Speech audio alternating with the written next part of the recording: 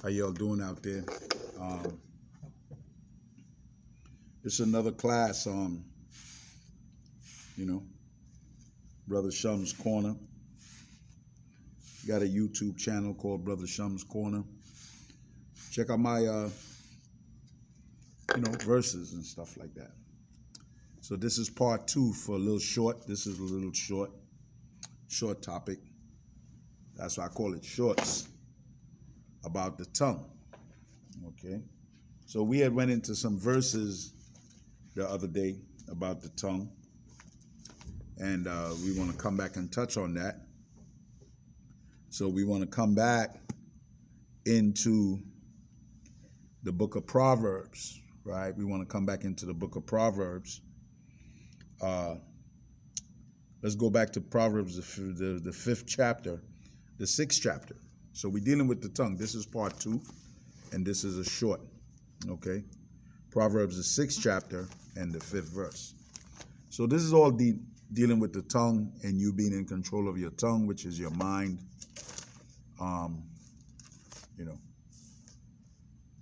Proverbs, the 6th chapter, and let's pick it up at the 5th verse. So this is what it says, man. It says,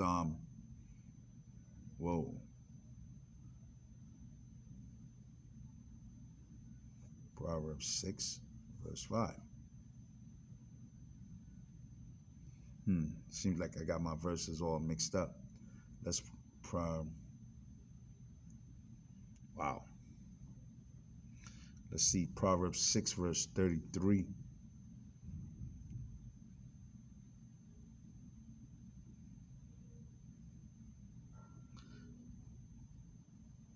Oh, no wonder. We in the Apocrypha. I was wondering. I got it wrong.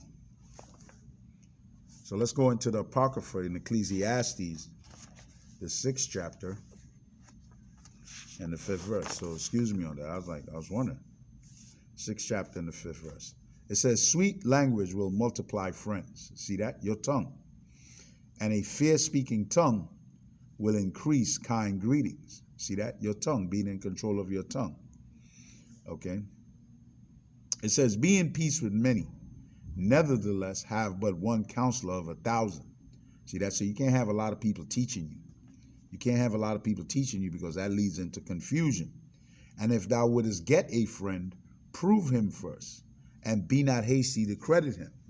See that? So that's all teaching you. These are all the wisdom things that the Lord wants you to learn, that the Lord wants you to understand. All right, so that's Proverbs 6, verse 5. Now, let's go to Proverbs 6, verse 33. So we're dealing with the tongue. This is a short dealing with the tongue, probably like 10 minutes. I'm going to start at 32. It says, my son, if thou shalt be taught, if thou will, it says, if thou will, my son, thou shalt be taught. So you got to want this. You want to be taught. And if thou will apply thy mind, thou shalt be prudent. If you love to hear, thou shalt receive understanding. And if thou bow down thine ear, see that? If you bow down your ear, meaning that you got to listen, you got to be willing to listen. That's how you bow down your ear. You keep your mouth shut. So you control your tongue. You bow down your ear, right? If thou bow down thine ear, thou shalt be wise. So now, therefore, knowledge can go inside your head. So bowing down your ear means that you got to be willing to receive. Okay, a lot of people is not willing to receive because they puffed up of what they think and how they think, and they don't understand the scriptures. That's why there's so much confusion out there. It says, stand, bow down thine ear, thou shalt be wise. It says, stand in the multitude of elders and cleave unto him that is wise. Be willing to hear every godly discourse, and let not the parables of understanding escape thee. And if thou seest a man of understanding, get thee betimes unto him, and let thy foot wear the steps of his door. See, a lot of people, right, they like foolishness and so forth, like that. They like foolishness, and they like the foolish things of this world, sports, and, you listen to the things that they talk about that, is in their everyday life. That's why they don't like to get with men of understanding, because men of understanding is going to check them and say, hold on, you can't do this, and this is wrong. So those are clothes that people put on, and they don't like when the clothes feel good that it gets taken off, it gets ripped away. They don't like that. And it says, let thy mind be upon the ordinances, which is laws of the Most High, and meditate continually in his commandments, and he will establish thine heart and give thee wisdom at thine own desire. So when you controlling your tongue, right, you're keeping your mouth shut, therefore you opening up your mind, you opening up your ears so you can learn things. Okay, therefore that makes you more eloquent. That makes you more eloquent in this world. Therefore you can come around people and speak fluently and so forth, because people can see that you have something to offer them. Wise, there you go. So now let's go in the book of same Ecclesiastes in the Apocrypha, the 11th chapter and the 7th verse. Now, all this is dealing with the tongue. This is a short, so I've got exactly like 10 minutes. It says, blame not before thou hast examined the truth, and understand first, and then rebuke. See that? So you got to control your tongue. You got to control your tongue. Answer not before thou hast heard the cause. Neither interrupt men in the midst of their speech, or in the midst of their talk.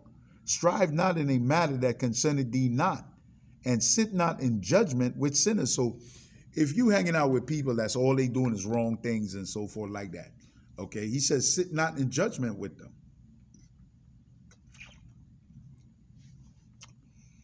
He says, my son, the 10th verse, he says, my son, meddle not in many matters. You see that? For if thou meddle much, thou shalt not be innocent, because now all that stuff is going to keep coming at you, and you're not going to be innocent.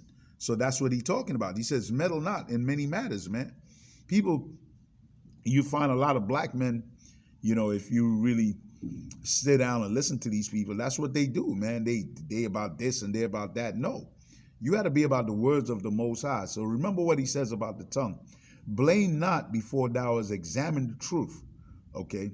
Understand first, then rebuke, okay? Then rebuke. Answer not before thou hast heard the cause, neither interrupt men in the midst of their talk. So you see a lot of men, people of our color, right? They having a conversation and they just keep interrupting each other. See that? They just keep interrupting because they have a disrespect, because their thought is important, and he says my thought is important, and now my thought is important, and now they keep interrupting. See that? And I don't deal with conversations. That's right. That's why a lot of people ask me to go to debates and stuff like that. I don't deal with that, because the Savior didn't come down to debate the word of the Lord. Okay, so if you're a true man of the Lord, you ain't supposed to be out there debating to prove what? If you're teaching the truth, teach the truth, and let that's it. That's it. Teach the truth. Okay. So that's Proverbs 7, Proverbs 8. He says, answer not before thou hast heard the cause, neither interrupt men in the midst of their talk. See that? Let's further move on. Now let's go to Proverbs in the Bible. Let's go to Proverbs in the Bible. Okay, I got 5 more minutes because I'm in the gym before the gym closed. So let's go to Proverbs 8, verse 13. Let's see what it says. It says, the fear of the Lord is to hate the evil way, pride, arrogancy, and the evil way, and the froward mouth do I hate. See that? So if you truly have the fear of the Lord, you're supposed to hate pride, arrogancy. Those are things that's in nature inside of men, man. You understand? You're supposed to start checking yourself if you have the fear of the Lord.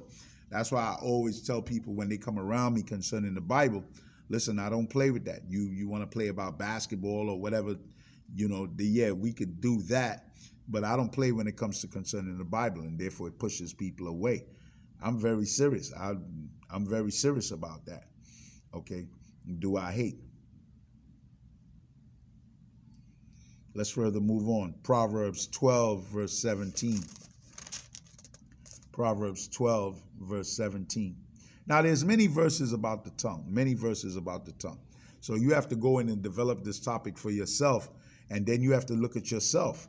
You have to look at yourself and see how you use it in your daily life. Proverbs 12, verse 17. He says, he that speaketh truth showeth forth righteousness, but a false witness deceit. See that? So your tongue is supposed to speak truth, because the truth is coming from your head. That's where your tongue is coming. You know, everything that's coming out your mouth, he that speaketh truth speaketh righteousness. That's what you're supposed to be dealing with. Okay? But He says, but a false witness, deceit. Okay, so that's why you see all these white people are lying, the white doctors, Trump, all of them. They're false witnesses, and all they're spewing for is deceit. Let's go to Proverbs 12, verse 22. It says, lying lips are an abomination to the Lord, but they that deal truly are his delight. So that's what you got to deal with, man. If you know, then keep your mouth shut. Then keep your mouth shut. If you don't want to perjure yourself, keep your mouth shut. That's Proverbs 12, verse 22. Let's go to Proverbs 13, verse 3. He that keepeth his mouth keepeth his life, but he that openeth wide his lips shall have destruction. So what comes out of your mouth? You understand? That's why Christ told you, let your words be yea, yea, or nay, nay. Anything else of that cometh of evil. See that? Anything else of that cometh of evil. That's in Matthew, the 4th chapter. So you got to learn to keep your mouth shut when you're being questioned. You got to know how to talk. That's why there's a verse that says, study to be silent. One of the greatest proverb verses ever. A lot of you all that look at this should look it up. You know what I'm saying? It says study to be silent. And that thing is so deep. How do you study to be silent? That means you got to be attentive to everything around you and learning how to keep your mind quiet and absorb. Hear. Not run your mouth like you know something. That's why he says study to be silent. Okay. Let's go to Proverbs 14, verse 7. Let's go to Proverbs 14, verse 7. He says, go from the presence of a foolish man when thou perceivest not in him the lips of knowledge. You know how powerful that verse is? You know how powerful that verse is? Because so many brothers, you see so many brothers dealing with women. Okay. You see so many brothers dealing with foolish men. Okay. That's why he says, go from them. Because if they don't have knowledge of the Most High, why are you dealing with this? Why are you dealing with this? And then you see so many brothers dealing with false knowledge of the Most High, wrong knowledge. And then you get into arguments and confrontations. And that problem is not them. That problem is you. Because now you want to prove something. He just gave you the out. He just gave you the out. He says, go from the presence of a foolish man. He done told you what their nature is. He says they're foolish. And it could be man or woman. If they're not dealing correctly according to these verses, they are foolish. Okay? That's Proverbs 14, verse 7. Let's go to Proverbs 15, verse 1. Proverbs 15, verse 1. Once again, we're dealing with the tongue. This is a short. I got a couple more minutes. It says, a soft answer turneth away wrath, but grievous words stir it up anger. See, you got to be in control of your tongue, but you got to be in control of your mind. It says the tongue of the wise useth knowledge aright. So you got to acquire knowledge. You got to acquire knowledge. The tongue of the wise useth knowledge aright. You got to know how to compartmentalize the knowledge that you have, when to use it and when to be quiet. When to be quiet, because all pearls is not for everybody. That's another thing. You know, Israelites is always trying to throw out pearls, you know what I'm saying, and they still don't understand. The Lord is not trying to get everybody. He's not. All things is not for everybody. That's why he says, the tongue of the wise useth knowledge aright, but the mouth of fools pour out foolishness. You just running your mouth. That's Proverbs 15, verse 1 and 2. Let's go down Proverbs 15, verse 4. It says, a wholesome tongue is a tree of life, but the perverseness therein is a breach in the spirit. So I got to close up because they're getting ready to close up. So that was a short Brother Shum's Corner on YouTube. Check it out. I put up a lot of videos and so forth like that, breaking stuff down.